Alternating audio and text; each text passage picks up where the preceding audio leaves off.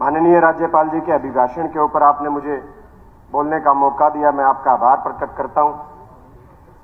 अध्यक्ष महोदय, आज मैं जब राज्यपाल जी का अभिभाषण सुन रहा था तो उन्होंने कहा हरियाणा देश का एक पहला राज्य ऐसा है जिसने 24 फसलों के ऊपर एमएसपी दिया। मैं ज्यादा पीछे नहीं जाता, आज की मंडियों के हालात की बात आपके साथ कर रहा हूं। आज धान के ऊपर सरकार ने 2320 रुपए एमएसपी निर्धारित कर रखा है और मैं दावे के साथ कह सकता हूं, अध्यक्ष महोदय, मैं खुद मंडी में जाके आया हूं। मेरी विधानसभा में 4 मंडियों में धान आया है और मैं चारों मंडियों में जाके आया। 95% किसानों को एमएसपी नहीं मिल रही। 20-20 दिन, महीना महीना किसान अपनी फसल को बेचने की जुगाड़ में है और आखिर में उनको 1800-2000 रुपए अपनी फसल बेचनी पड़ रही है। मॉइस्चराइजर के नाम पे, नमी के नाम पे सर किसान को ठगा जा रहा है। मार्केट कमेटी का मीटर अलग है जो नमी चेक करता है, उसके आंकड़े अलग आते हैं। आड़ती का जो मीटर है उसके आंकड़े अलग आते हैं।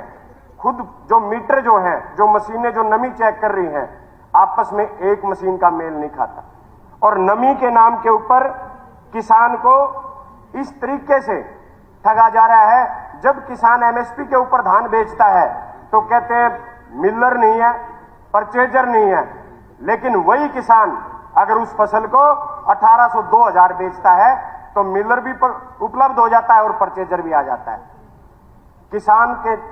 किसान के साथ इस तरीके का व्यवहार किया जा रहा है। उसे 10 दिन के अंदर धान की फसल मंडी में ले जाने के 10 दिन के अंदर वो फसल भी बेचनी है, आगे गेहूं की बुआई भी करनी है और सुबह 4 बजे से डीएपी के लिए लाइन में भी लगना है। अध्यक्ष महोदय, बहुत सारे साथियों ने एक बात और रखी डीएपी के बारे में। सब ने अपने अपने आंकड़े दिए, मैं अपनी विधानसभा के आंकड़े आपको देता हूं। मेरी विधानसभा में नालून ब्लॉक की मैं बात कर रहा हूं, 93,000 डीएपी बैग की जरूरत है और कल तक केवल 15,500 बैग नालून विधानसभा तक पहुंचे। माननीय मंत्री जी बीच में खड़े हुए थे, वो कह रहे थे कि स्टॉक बचाओ, हमारे स्टॉक में डीएपी है। मैं पूछना चाहता हूं, 10 दिन के बाद गेहूं की बुआई का समय निकल जाएगा और आपकी डीएपी स्टॉक में धरी की धरी रह जाएगी, लेकिन उस वक्त तक किसान बर्बाद हो चुका होगा। पहले कहते थे देशों में देश हरियाणा, जहां दूध दही का खाना। सर, आज सोशल मीडिया के ऊपर हमारे प्रदेश का मजाक बनाया जाता है कि आओ हमारे हरियाणा में जहां खाद मिलती है थाने में। पुलिस की मौजूदगी में डीएपी बट रही है। अध्यक्ष महोदय, लाठियां चार्ज हो रही हैं और अभी हमारे माननीय सदस्यों ने बताया केवल 2 एकड़ का किसान जिसे केवल 2 बैग डीएपी के चाहिए थे, वो सुबह 4 बजे लाइन में लगा और सुबह 4 बजे लाइन में लगने के बाद जब उसको शाम को डीएपी नहीं मिली, जब स्टॉक बीच में हर रोज स्टॉक खत्म हो रहा है, तो उसने आत्महत्या की सोची। अध्यक्ष महोदय, आज डीएपी की कमी है क्योंकि किसान को आज डीएपी की जरूरत है। 1 महीने बाद आप देखना किसान को यूरिया के लिए लाइन में लगना पड़ेगा क्योंकि उस टाइम किसान को यूरिया की जरूरत होगी। मैं अध्यक्ष महोदय, जो डीएपी खाद बांटने का जो तरीका सरकार ने बनाया हुआ है, वो आधार कार्ड के ऊपर 2 कट्टे 3 कट्टे देने का, बैग देने का तरीका है। मैं सरकार से ये मांग करता हूं कि ये जो डीएपी बैग है ये आधार कार्ड के ऊपर नहीं बल्कि उसकी फरद देख के उसके ऊपर होना चाहिए और किसान के एक ही परिवार का जो एक ही सदस्य है, फरद देख के उस परिवार के एक ही सदस्य को वो खाद मिलनी चाहिए। पूरा परिवार सर, बच्चों समेत, महिलाओं समेत लाइन में खड़ा होता है सुबह 4 बजे और 1-2 बजे उसे संदेश मिल जाता है कि आज डीएपी खत्म हो गई है। मैं माननीय राज्यपाल जी का अभिभाषण जब सुन रहा था तो वो किसान की आमदन दोगुनी की बात कह रहे थे,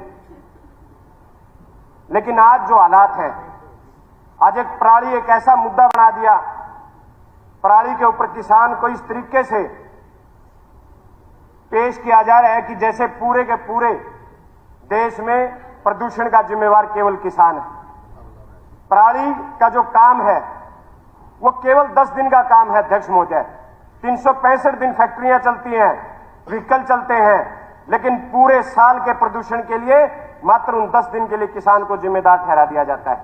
आज मैं हिसार जिले की बात करूं, हिसार जिले में एक बेलर सरकार के पास उपलब्ध नहीं है जो किसान को जाके ये कह दे कि आपको पराली जलाने की जरूरत नहीं है, क्योंकि किसान को पराली जलाने का शौक नहीं है, उसके पास दूसरा कोई ऑप्शन नहीं है।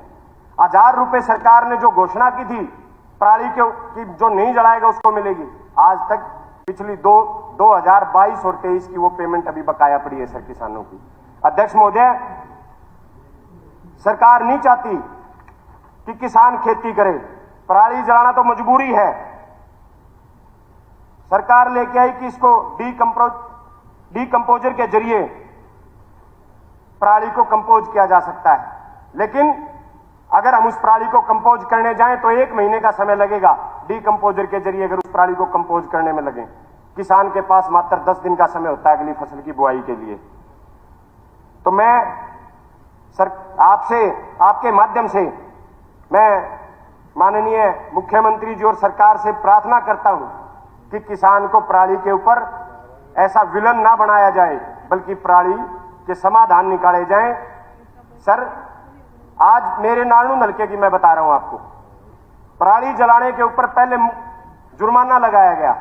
मैं उदाहरण के तौर पर आपको 2 किसानों के नाम बता देता हूं सर। सुरजीत पुत्र मनीराम, नालनू विधानसभा में बुडाना का है, इसके ऊपर पहले जुर्माना लगाया गया और फिर इसके ऊपर 420 तारीख को मुकदमा दर्ज किया गया, 415 नंबर उस मुकदमा नंबर दर्ज किया गया सर। ऐसे ही बलजीत पुत्र वजीर सिंह के ऊपर 416 नंबर उसका मुकदमा है सर, मुकदमा दर्ज किया गया जुर्माना लगाने के बाद। माननीय अध्यक्ष महोदय, मैं एक चीज और सिर्फ आपके माध्यम से केवल एक बात ही रखना चाहता हूं। अभी बहुत सारे सदस्यों ने सरकार की तरफ से खेलों का गुणगान किया, लेकिन एक ऐसा वक्त था जहां हरियाणा सरकार को आवाज उठाने की जरूरत थी। अध्यक्ष महोदय, पेरिस ओलंपिक में हरियाणा से 24 खिलाड़ी ओलंपिक में गए और गुजरात से मात्र 2 खिलाड़ी ओलंपिक के लिए गए। लेकिन गुजरात का बजट खेलों के लिए जो जारी किया केंद्र सरकार ने, आपकी सरकार ने, वो 426 करोड़ रुपए जारी किया गया। लेकिन हरियाणा का जो बजट, अभी गुणगान किया जा रहा था खिलाड़ियों का कि 8 में से 6 हरियाणा के आए, किसी भी भारतीय जनता पार्टी के किसी भी सदस्य ने, माननीय मुख्यमंत्री जी समेत किसी भी विधायक ने उस समय आवाज नहीं उठाई, क्योंकि हरियाणा के हिस्से उस बजट में केवल 66 करोड़ रुपए आए। जहां 8 में से 6 मेडल आते हैं वहां 66 करोड़ रुपए दिए जाते हैं, और जहां केवल 2 खिलाड़ी ओलंपिक में जाते हैं उनको 426 करोड़ रुपए का बजट दे दिया जाता है। तो मैं सरकार, कंक्लूड कीजिए जैसे जी समय जी, मैं सिर्फ एक छोटी सी एक लाइन का और मेरा रहता है अध्यक्ष महोदय। मेरा नालनून जो है वो कबड्डी का इलाका है सर, बहुत सारे पहलवान और कबड्डी की बहुत बढ़िया बढ़िया टीमें हैं, लेकिन आज हालात हो गए सर, गली गली चिट्टा और स्मैक बिक रहा है। हर रोज किसी न किसी गांव से खबर आती है कि आज स्मैक पी के फलाना 20 साल का, 18 साल का, 22 साल का नौजवान चला गया। मेरी सरकार से, माननीय मुख्यमंत्री जी से भी प्रार्थना है, नशे के ऊपर अंकुश लगाया जाए। जो ये जवानी नशे में डूब रही है, जो घर के घर उजड़ रहे हैं, ये नशे के ऊपर अंकुश लगाया जाए, ताकि हरियाणा प्रदेश के